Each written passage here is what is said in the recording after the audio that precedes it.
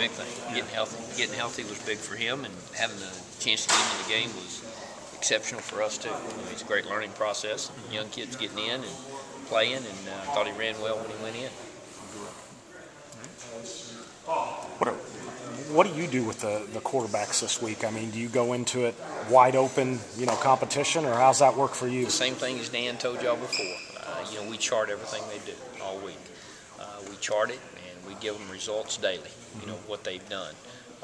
Last week, Tyler had an exceptional week of practice. I think he completed over 90% of his passes throughout practice, so it's an exceptional week.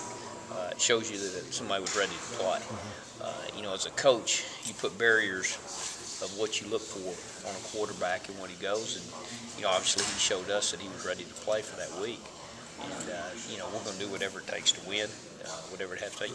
Chris didn't play that bad. I mean, when you look at his total grade on the deals, Tyler played really well. Was it tougher maybe to come in the middle of the game than to start? There's a lot of things in that game that was going on. Early we kind of stumped our toe a couple times once we stumped it in the red zone, from scoring points there. As the game went on, you could tell that probably UAB had prepared for Chris to play. And Tyler comes in with a good changeup and connects on some balls and does some really nice things. Was there ever a thought there, as good as Tyler was last week, to maybe start him or at least put him in the first half a little bit to give a different look?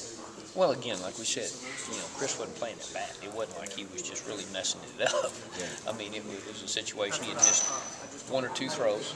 He missed a curl route, and then he missed a short throw into the boundary. There was a couple of drops. And so, that plays on the quarterback's mind, too. I guess what I meant was even before the game, just knowing how good Tyler had been. Oh, yeah. I mean, that was always in our mind. That's always in our mind. We chart everything every week. We've got it on film. We do it for our players. We do it for our players' parents. We do it for everybody. I mean, you come up and look at it if you want to. That's exactly what we do. We show it to them and say, here's exactly where you're doing, what you need to improve on. Here's your mental mistakes. Here's your reads. Tyler had an exceptional week last week, so we felt comfortable putting him in the game. Anytime you feel comfortable with your kids, you give him a shot, and obviously his shot paid off for him. It's just like Chris a couple years ago.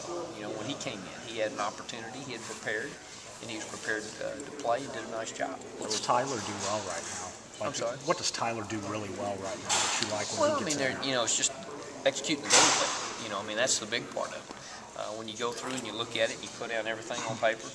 Here's what you did right, here's what you did wrong, and if the rights overweigh the wrong, that's probably a pretty good sign now. And that's the issue with Tyler.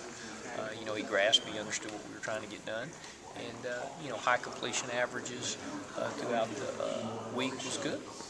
Is he a guy that could eventually, it seems like he could get on some streaks throwing the ball where he could be, what I mean? You've got some kind of streak throwers like that who, if they get hot, can really lead you down the field. Do you think he has that tendency? Again, it's all based on preparation.